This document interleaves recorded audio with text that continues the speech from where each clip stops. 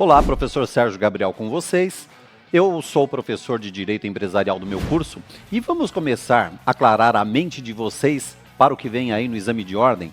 Eu sei que a pergunta que não quer calar é: quais os temas que mais caem na primeira fase de empresarial?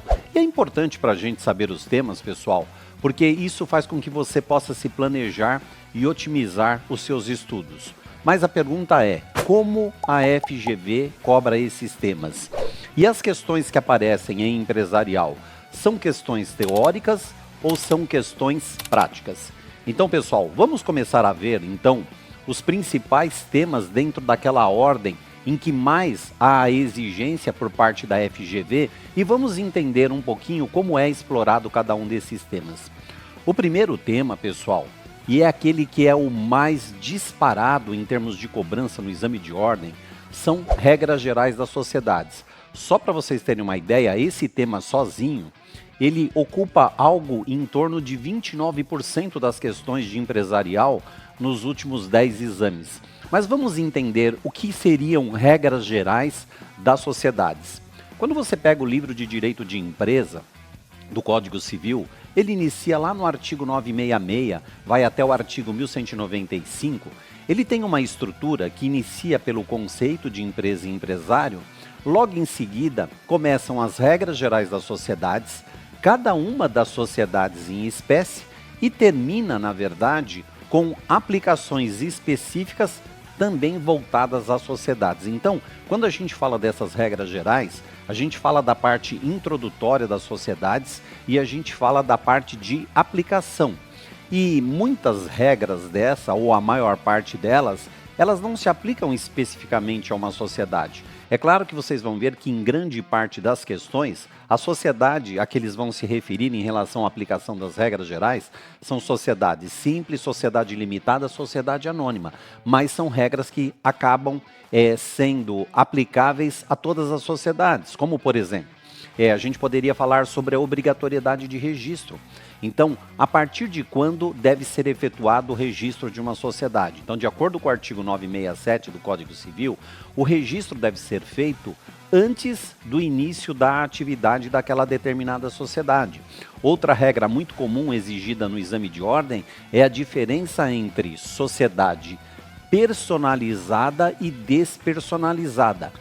Personalizada, de acordo com o artigo 985 do Código Civil, são aquelas sociedades que efetuaram um registro na junta comercial, portanto, deu o surgimento a uma pessoa jurídica. Já quando nós falamos em sociedades despersonalizadas, são sociedades que foram constituídas, estão na prática da atividade, mas que não chegaram a ser registradas na junta comercial. Então, a gente tem aí essa característica que vai envolver entre as regras as sociedades despersonalizadas e as sociedades personalizadas. E é interessante quando a gente fala, já pegando esse primeiro tema que é o mais exigido, quando a gente fala da aplicação dessas questões, essas questões são sempre aplicadas em situação prática. É uma característica da banca que elabora as questões de direito empresarial. Vocês não vão encontrar, não é uma característica, pessoal, questões que sejam de ordem conceitual, questões que sejam de ordem teórica. Sempre vai haver uma situação, um problema, ou seja, um caso prático, onde você vai ter que pegar aquela teoria que você estudou e aplicar então ao caso concreto. É assim que vai funcionar, tá bom? Bom, e se vocês me perguntassem, professor, qual seria o segundo tema mais exigido? Na verdade, o segundo tema mais exigido é o tema falência.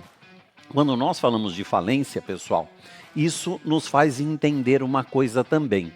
Dentro das características da banca que elabora as questões do exame de ordem, está a característica da atualidade. Você pode enxergar atualidades de duas formas, por isso que eu estou ressaltando isso no tema falência. Pode ser atualidade do momento, ou seja, considerando a situação econômica do país, os percalços que é normal de qualquer país que tenha um sistema econômico da livre iniciativa. Você vai ter oscilações que vai fazer com que as empresas passem por crise econômica. Dentro desse sistema de crise, você vai ter duas situações. Crises recuperáveis economicamente, e aí nós estaríamos falando do Instituto da Recuperação Judicial ou da Recuperação Extrajudicial, mas nós vamos ter várias empresas que vivem uma crise que ela é irrecuperável, portanto ela se submeterá à falência. E veja, esse é um tema da atualidade. Crise econômica de empresas é um tema da atualidade. E o segundo aspecto, pessoal, ainda dentro do tema atualidade, é atualização legislativa. Veja que a Lei 11.101 de 2005, recentemente, ela sofreu alterações substanciais.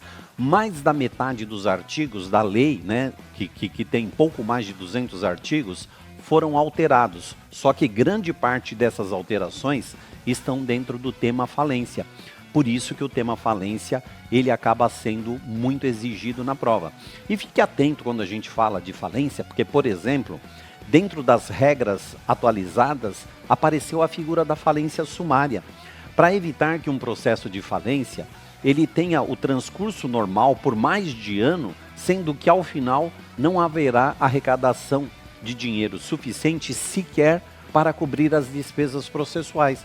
Então o legislador criou essa figura da falência sumária, porque assim que decretada a falência da empresa, se o administrador judicial verificar que ela não tem bens suficientes para solver sequer as despesas processuais, ele já pede ao juiz de imediato o encerramento da falência. Daí porque falência sumária, tá bom?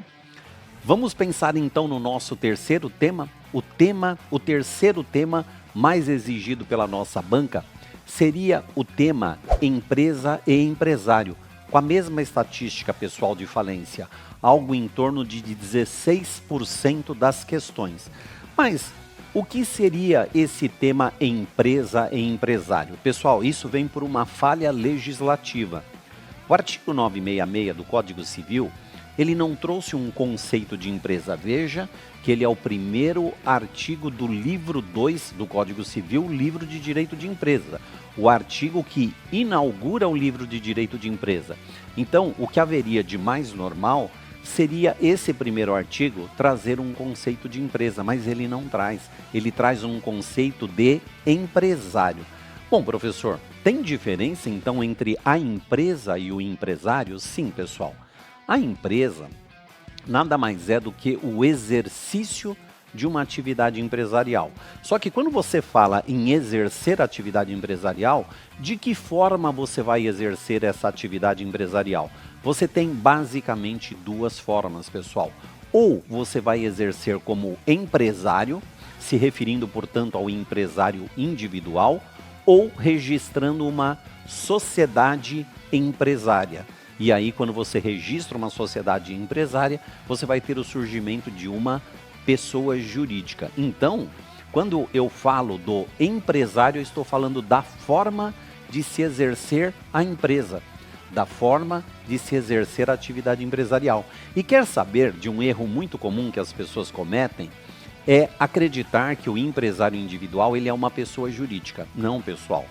Com a revogação da figura da EIRELI, Empresa Individual de Responsabilidade Limitada, a única forma possível de pessoa jurídica que foi mantida no ordenamento jurídico para a prática de exercício de empresa são as sociedades, registrando uma sociedade. Isso você confere ao verificar o artigo 44 do Código Civil. Uma outra coisa que você deve tomar cuidado nesse tema empresa é que nem toda atividade econômica ela é considerada empresária. Então, o parágrafo único do artigo 966 vai trazer 3 exceções. Vai dizer que as atividades intelectuais, as atividades literárias e as atividades artísticas, por vontade do legislador, foram excluídas do conceito de empresa. O nosso quarto tema, pessoal, e aí chama a atenção de vocês, o tema que aparece aí na incidência como quarto na prova são os títulos de crédito. Aparece aí com quase 8% das questões cobradas. Mais recentemente vem diminuindo a incidência, mas no geral aí nas últimas 10 provas a gente tem praticamente 8% das questões que envolve títulos de crédito. E aí, quando eu falo de títulos de crédito, vocês coloquem 4 títulos no radar de vocês, né? O cheque, a duplicata, a letra de câmbio e a nota promissória. Embora você acredite que os títulos de crédito já caíram em desuso, eles caíram em desuso para nós, mas para as empresas e em locais onde eu não tenho uma disponibilidade tão grande do meio eletrônico pela internet, os títulos de crédito ainda circulam muito. O quinto tema, e aí fique atento ao quinto tema, nós estamos falando de propriedade industrial, também com praticamente 8% das questões exigidas em direito empresarial. Quando eu falo de propriedade industrial, pessoal, eu estou falando de marcas, de patentes e desenho industrial, coisas que são altamente do momento para que a gente pense que possa ser cobrado pela banca. Então, por exemplo, você pega o Supremo Tribunal Federal, ele está enfrentando a questão para dizer se a marca iPhone ela pode ser utilizada pela Apple ou se ela pertence a Gradiente. Nós estamos falando de algo que é de utilização por toda a sociedade, né? Quando eu falo de um telefone celular, ele é de utilização por toda a sociedade. E há uma disputa que envolve a marca de um dos principais aparelhos telefônicos celulares. Então, o tema propriedade industrial é um tema que a gente deve encarar com uma certa seriedade. O sexto tema, pessoal, e ele vai nos remeter ao primeiro tema que nós já verificamos, se trata das obrigações empresariais e estabelecimentos. Quando eu falo das obrigações empresariais, eu estou falando daquelas coisas burocráticas, né? A obrigação de se registrar, a obrigação de ter uma escrituração contábil, a obrigação de cumprir a documentação exigida por lei, a obrigação de fazer balanço anual, balanço contábil anual. Mas quando eu falo de estabelecimento, aí sim eu venho novamente para um tema que está bastante vinculado à atualidade. Porque quando a gente está falando de estabelecimento, pessoal, o artigo 1142 do Código Civil vai se referir ao conjunto de bens de uma empresa. Estabelecimento não é o local onde a empresa pratica atividade. O local é apenas um bem. Estabelecimento é todo o conjunto de bens, que podem ser físicos ou virtuais. E por conta disso, o legislador, ele alterou o Código Civil, em especial o artigo 1142, para incluir a possibilidade do estabelecimento virtual, que hoje é muito normal. Hoje eu falo naqueles bancos que trabalham de forma exclusivamente digital. Eu falo dos marketplaces, que são esses sistemas de venda que trabalham na forma exclusivamente digital, o que foi devidamente regulado pelo Código Civil. O sétimo tema é a chamada sociedade simples. Esse é um cuidado que a gente deve ter, né, pessoal? O tema obrigações empresariais, sociedade simples e recuperação são temas que respondem por 6% das questões. Mais especificamente sobre a sociedade simples, tem uma curiosidade.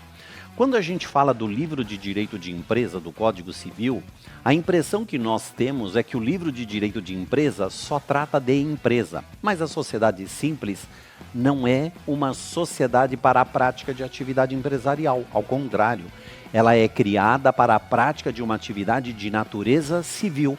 Mas o que ela tem em comum com as empresas que fez com que o legislador colocasse ela dentro do livro de direito de empresa é que ela também possui finalidade lucrativa. E mais do que isso, pessoal, as regras da sociedade simples, que começam lá no artigo 997 do Código Civil, elas acabam se aplicando de forma subsidiária à principal sociedade brasileira, que é a sociedade limitada. E a gente então encerraria para falar um pouquinho sobre o nosso oitavo tema, que é o tema recuperação de empresas. Também dentro daquela estatística que eu falei para vocês, respondendo por algo em torno de 6% das questões. Veja que, se eu somar os 16% da falência com 6% de recuperação, eu tenho 22% das questões envolvidas dentro da Lei 11.101 de 2005, que é a Lei de Falência e Recuperação. Quando eu falo de recuperação de empresa, eu falo basicamente de 3 modelos de recuperação, pessoal. Eu tenho a recuperação extrajudicial, que é aquela situação em que a empresa negocia diretamente com seus credores um plano de recuperação e depois ela apenas pede a homologação judicial. Eu tenho a recuperação judicial, que é o contrário, eu não vou direto aos meus credores, eu vou direto ao Poder Judiciário e o juiz é que convoca uma assembleia de credores para negociar esse plano de credores. E há um tipo de empresa, pessoal, que são aquelas empresas enquadradas como micro e pequenas empresas, que elas não teriam condição e estrutura para suportar uma assembleia de credores. Então, para isso, o legislador criou a figura da recuperação judicial especial. Especial para micro e pequenas empresas. E aí, consequentemente, ela tem uma forma diferenciada de recuperação sem a necessidade de precisar se submeter a uma assembleia de credores. Você ficou atento aos temas e a forma como esses temas são abordados? Então, se você quiser agora se aprofundar e chegar lá na prova em condição diferenciada para obter sucesso, vem com a gente. Vem com a gente que eu vou abordar todos esses temas com você da forma mais suave possível. Tá certo, pessoal?